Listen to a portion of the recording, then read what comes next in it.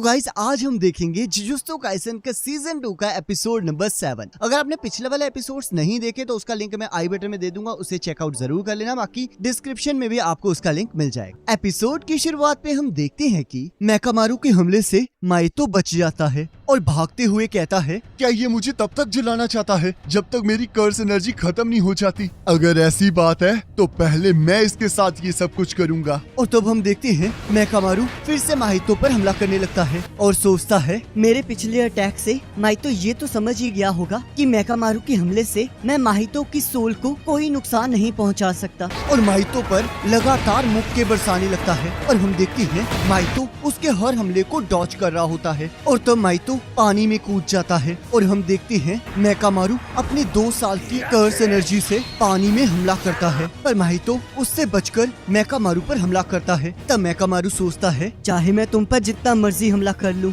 पर तुम भी पीछे हटने वालों में से नहीं हो, और कहता है इस बार तो मैं तुम्हारे अंदर इसे डाल कर रहूंगा। और हम देखते हैं माहितो के हमले से मेकामारू पूरी तरह हिल जाता है। तब मेकामारू कहता है, अगर हम ऐसे ही मार खाते रहे तो ये आर्मर जल्द ही डिस्ट्रॉय हो जाएगा। और तब वो सिस्टम में एक टेक्निक लोड करता है और सोचता है, मेरे पास बस 4 मौके हैं तो मुझे उसे पहली बार में ही खत्म करना होगा। और माहितो पर फायर कर देता है और वो चीज माहितो के साथ अटैच हो जाती है। तब माहितो कहता है, क्या तुम अभी तक नहीं समझे? इससे मुझे कुछ नहीं होगा। और हम देखते हैं माहितो का एक हाथ और एक पंख उड़ जाता है और मेकामारू उसे लात मारकर दूर फेंक देता है। और तब माहितो सोचता है, आखिरकार ये क्या हुआ? इससे तो मेरी सोल भी डिस्ट्रॉय हो गई। और तब मेकामारू माहितो के ऊपर कूद जाता है, पर हम देखते हैं माहितो वहाँ से बचकर उड़ जाता है। और तब मेकामारू सोचता है, जो लेफ्ट आर्म मैंने उड़ाई थी क्या वो रीजनरेट हो चुकी है? पर ऐसा नहीं हो सकता, लगता है उसने अपनी सोल को रीशेप करके ऐसे शोकेस किया है जैसे कि उसकी आर्म रीजनरेट हो चुकी है। पर कोई बात नहीं, मैं इसे हैंडल कर सकता हूँ। तब यहाँ गेटो कहता है, इसके अटैक भी काम कर रहे हैं, ये तो सच में अच्छा है। चाहे ये एक मूवमेंट के लिए ही है, पर ये भी एक स्पेशल ग्रेड जितनी एनर्जी रिलीज कर सकता है। इसका मतलब इसने माहितो को अच्छी तरह स्टडी किया है। और तब हम देखते हैं मेकामारू 5 साल की कर्स एनर्जी को यूज करके माहितो पर हमला कर देता है और माहितो बार बार अपनी सोल की शेप को चेंज करते हुए उसके हमलों से बच रहा होता है। और जैसे ही मेकामारू माहितो को पंच मारने लगता है, माहितो मेकामारू के सूट के ऊपर चढ़ जाता है और सोचता है, मुझे पहले ये जान लेना होगा कि इसका कौन सा अटैक मेरी सोल को हार्म करता है। और तब माहितो मेकामारू के सूट की वायर्स काट देता है, जिसकी वजह से मेकामारू के सूट के अंदर एक एरर शो होने लगता है। और तब मेकामारू माहितो को पंच मारकर दूर फेंक देता है और कहता है, अब मेरा चांस है जीतने का, और माहितो पर हमला कर देता है। और तभी हम देखते हैं माहितो कहता है, domain expansion, self embodiment of perfection. और हम देखते हैं मेकामारू उसमें फंस जाता है। तब माहितो कहता है, अब ये सब कुछ खत्म हो गया है, और मेकामारू के सूट को बंद कर देता है और कहता है, चाहे मैं तुम्हें डायरेक्टली टच नहीं कर सकता, पर जब तक तुम मेरी डोमेन में हो तब तक इससे कोई फर्क नहीं पड़ता। तब अंदर मेकामारू सोचता है, ये चीज इस कर्स टेक्निक में सील हो चुकी है और यही एक ऐसा तरीका है जिसकी मदद से मैं कर्स यूज कर सकता हूँ। तब माहितो कहता है, हैलोवीन को होने में अभी 10 दिन बाकी हैं, तो क्या तुम्हें सच में ऐसा लगा कि मैं अपनी कर्स एनर्जी को सेव करूंगा और डोमेन को नहीं यूज करूंगा, और अब मैं 10 दिन आराम करूंगा ताकि मैं पूरी तरह रिकवर हो सकूं? तब मेकामारू सोचता है, मेरे पास अभी भी 2 चांसेस बाकी हैं। ये हेयान एरा की बात है जब कर्स टेक्निक पीक पर थी। स्टूडेंट्स को एविल कर्स यूजर्स और कर्स स्पिरिट से बचाने के लिए सदात्सुना आशिया ने एक तरीका खोजा था। तब माहितो कहता है, ड्रीम्स और होप्स को बैटल में नहीं लाना चाहिए। तुम तो इतने बेकार हो कि मुझे समझ ही नहीं आ रहा कि मुझे कैसे एक्सप्रेशन दिखाने चाहिए। तब मेकामारू सोचता है, ये method generation to generation pass हुआ है और वाइंडिंग बो की वजह से ये टेक्निक लीक भी नहीं हुई है और ये खुद को डोमेन से बचाने के लिए है। और तब मेकामारू अपने सूट के एक हथियार को माहितो के आर पार कर देता है और कहता है, new shadow style, simple domain. और हम देखते हैं माइतो फट जाता है जिससे उसकी डोमेन भी टूट जाती है। तब गैटो कहता है, सिंपल डोमेन, वो डोमेन जो किसी भी डोमेन को न्यूट्रलाइज कर देती है, और इस डोमेन के अंदर सातोरू गोजो पर भी हमला किया जा सकता है, ये चाहे सिंपल हो। और अगर डोमेन अंदर से लॉन्च की जाए तो ये कर्स टेक्निक को इग्नोर करके माहितो को हर्ट कर सकती है। और तब मेकामारू गैटो को कहता है, तुम अब यहाँ पर खड़े होकर ये सब कुछ नहीं देख सकते। और सोचता है, मुझे लगा नहीं था, पर मेरे पास एक सिंपल डोमेन बाकी है और उसके साथ 9 इयर्स ऑफ कर्स एनर्जी है, जिससे मैं गैटो के साथ लड़ सकता हूँ, मैं जीत सकता हूँ और मैं सबको देखना चाहता हूँ। और जैसे ही गैटो पर हमला करने लगता है तब माइतो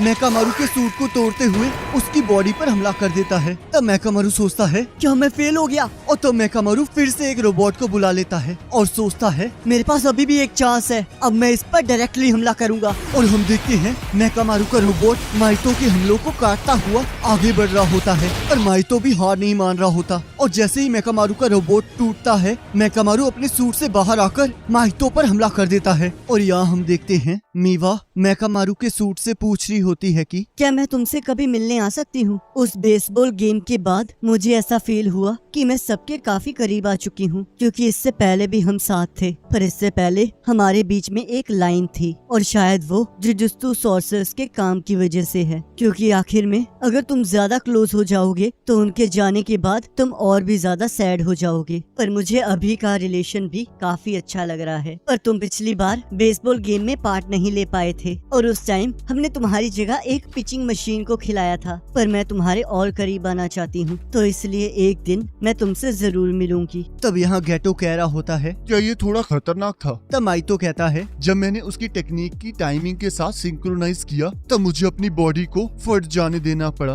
और जब मैंने अपनी डोमेन हटाई तब उसे लगा जैसे कि मैं मर चुका हूँ। पर सब कुछ हमारे प्लान के अकॉर्डिंगली गया, तो इसलिए ये बिल्कुल भी डेंजरस नहीं था। क्या ये भी एक सिंपल डोमेन थी? हमने तो शुरुआत होने से पहले ही बहुत अच्छी चीज देख ली। तब गैटो कहता है, सही कहा, और जो वेल की जिम्मेवारी दी गई थी वो भी कंप्लीट हो चुकी है, तो इसका मतलब किसी और को कर्स एनर्जी या फिर कर्स स्पीच देना बिल्कुल ठीक है। और यहाँ हम देखते हैं पूरे टोक्यो में बहुत शांति होती है और हमें बताया जाता है कि 31 अक्टूबर 2018 रात के 7 बजे के आसपास टोक्यो डिपार्टमेंट के आसपास 400 मीटर की रेंज में एक वेल एक्टिवेट की गई। और यहाँ हम देखते हैं शिबुया में हैलोवीन पार्टी चल रही होती है और तब हम वहाँ देखते हैं एक वेल एक्टिवेट हो चुकी होती है और हम देखते हैं एक लड़का उस वेल के साथ टकराकर नीचे गिर जाता है और यहाँ कोई चीज सभी लोगों को अपनी ओर खींच रही होती है। और यहाँ इजिची ननामी को बताता है, ये वो वेल है जो नॉर्मल पीपल को कैद करती है, पर वो लोग अंदर तो जा सकते हैं पर बाहर आने का कोई रास्ता नहीं है, और अंदर जाने का रास्ता भी अलग अलग लोगों के लिए